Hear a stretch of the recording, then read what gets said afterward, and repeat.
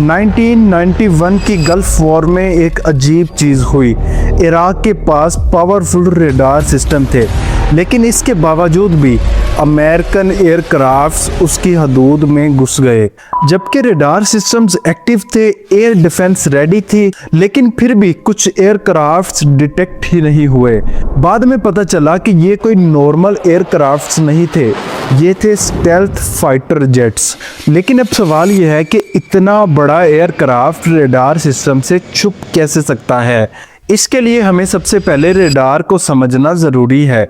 Radar असल में radio waves भेजता है, और जब ये वेव्स किसी एयरक्राफ्ट से टकराती हैं तो ये वापस रेडार की तरफ रिफ्लेक्ट होती हैं। फिर रेडार कंप्यूटर उस रिफ्लेक्शन को रीड करता है और स्क्रीन पर एयरक्राफ्ट की लोकेशन शो कर देता है। लेकिन B-2 बॉम्बर जैसे एयरक्राफ्ट्स यहीं पर गेम चेंज कर देते हैं।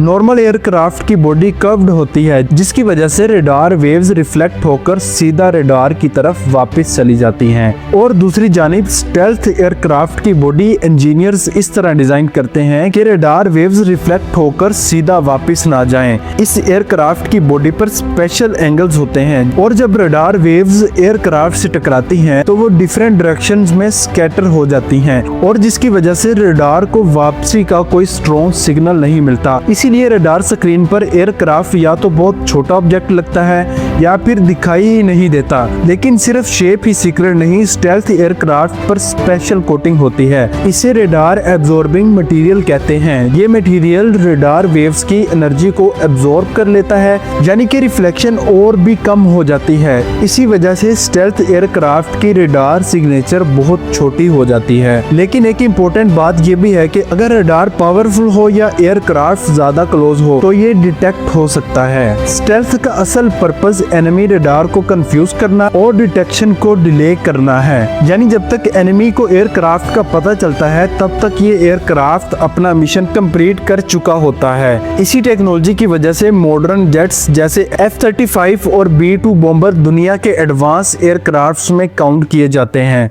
अब मेरा आपसे एक इंटरेस्टिंग सवाल है, अगर एयरक्राफ्ट रेडार से छुप सकता है तो क्या फ्यूचर में ड्रोन्स भी स्टेल्थ बनकर कंप्लीटली इनविजिबल हो सकते हैं?